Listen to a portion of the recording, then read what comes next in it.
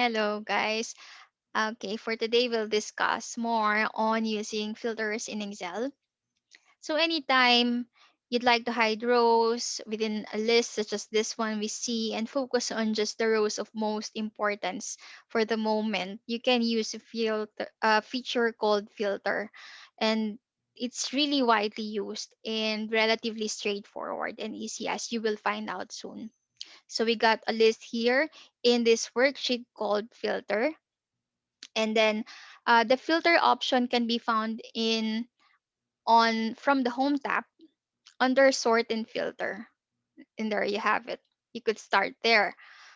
Okay. Or let's undo it. Control Z.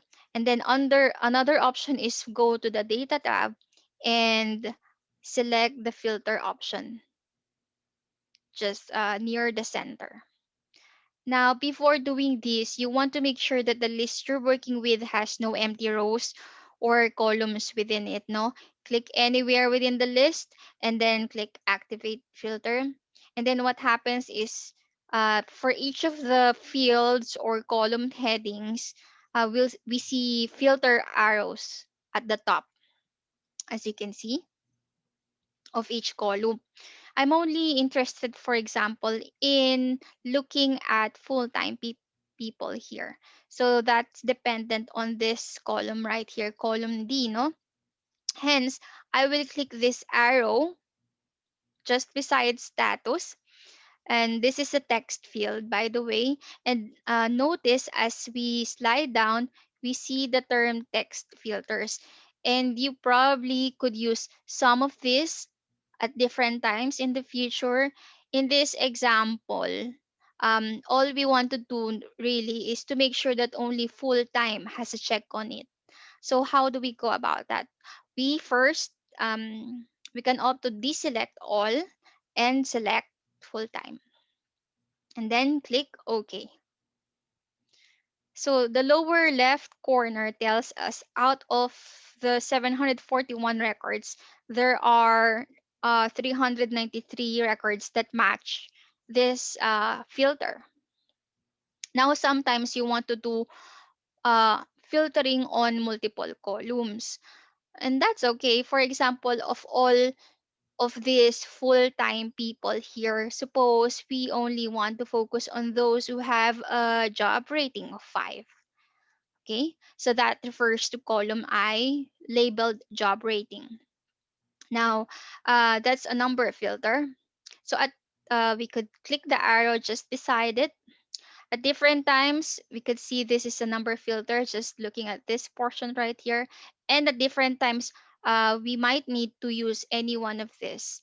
But right now, um, what we care about is not all of the values here in the job rating column. We just deselect all and select 5. And then click OK. So we're now narrowed down to 92 records. That was previously around 300 or so. Okay. So, but along with this, we could say let's of all these full-time people, how many of these full-time people with a job rating of 5 have been here for over 10 years? So now we're looking at another attribute or field which refers to the years. So So this is yet another number filter as we saw already on screen. And then perhaps this time we can previously we've been selecting from this list, deselect all and selecting particular attribute. But now we are looking at a requirement which is it must be greater than or equal to 10 years. So we can click this and just put 10. Okay, and of course, there's a difference now depending if it's greater than, or equal to, or the other options or whatnot. Okay, if I click OK here, we're now narrowed down to 45 records as seen on this part of the screen of your Excel also. Okay, so here recap, we already filtered for depending on the status, which is full time. And then also we filtered on out of those full time, how many are are having job rating of 5. And of all those people, how many have been in service for more than 10 years. Okay, so we are now left with 45 records. And now at any given time, when you see a list like this, if you were to copy and paste this, so you can do that, copy and paste it to a new sheet, Control C for copy. Okay, so Excel copies only the data that is currently visible. Okay, so if I go to a different worksheet and paste it, this is the only data that we would see. Now, I'll press escape for now. Okay, now we may be at the point where we no longer want the list to be filtered, but yet we want to keep the filter arrows, these buttons right here just beside each of these field names. So we just want to clear out. So we see that clear button just beside the big filter icon. Let's click that. Okay. And now the previous filters have been reverted back already. But still we kept the arrows just beside each of these column names. Okay. Now if we're working across a date field like column E, here as we click the drop arrow, it shows that this is a date filter.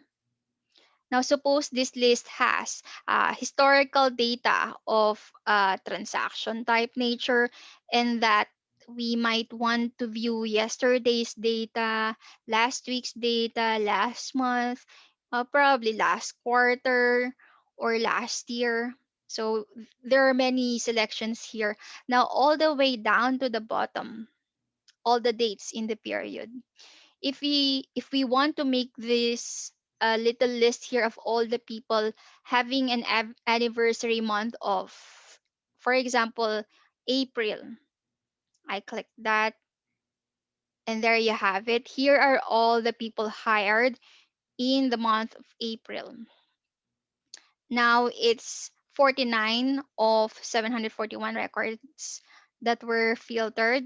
So really, it's a pretty easy feature to use. No, if we no longer Now, if we no longer want filtering at all for the moment, we'll simply click filter,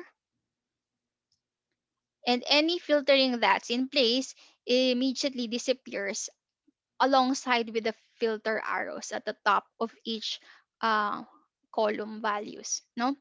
Okay. Click.